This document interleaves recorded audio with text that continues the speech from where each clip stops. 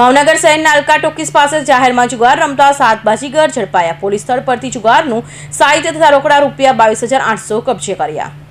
ભાવનગર શહેરના એ division police મથકના જવાનો પેટ્રોલિંગમાં હોય એ દરમિયાન મળેલી બાતમીના માહિતીના આધારે શહેર અલકા ટોકીસ પાસે અલીફ પ્લાઝાની સામે આવેલા ખુલ્લી જાહેર જગ્યામાં પૈસાના પાના વડે 3 પત્તીનો હાર જીતનો જુગાર રમતા 7 જુગારીઓને રંગે હાથે ઝડપી લીધા હતા।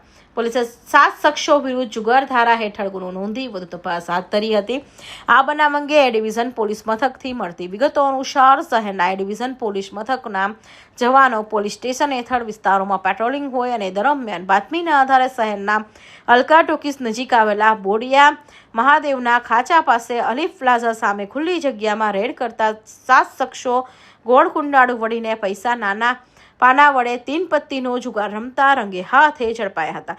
જેમાં મોહમ્મદ સુલતાનભાઈ શેખ, મહેશ જીતુભાઈ પરમાર, શૈલેષ રાજુભાઈ ડાબી, સુરેશ હસમુખભાઈ વાઝા, અફસલ અબ્દુલ રહેમાનભાઈ ખોખર, જાહિદ હુસેનભાઈ ખંભાતી, ઇમ્તિયાઝ કરીમભાઈ કાઝી તમામ રહે ભાવનગર વાળાઓને સ્થળ પરથી ગંજી પાતાના પાના તથા રોકડ રૂપિયા 22,800 સાથે ઝડપી લઈ તમામ શખ્સો વિરુદ્ધ નીલમબાગ પોલીસ મથકમાં જુગાર ધારા એક્ટ 12 મુજબ ગુનો દાખલ કરી વધુ તપાસ હાથ ધરી હતી। ફિરોઝ મલેક, ભાવનગર।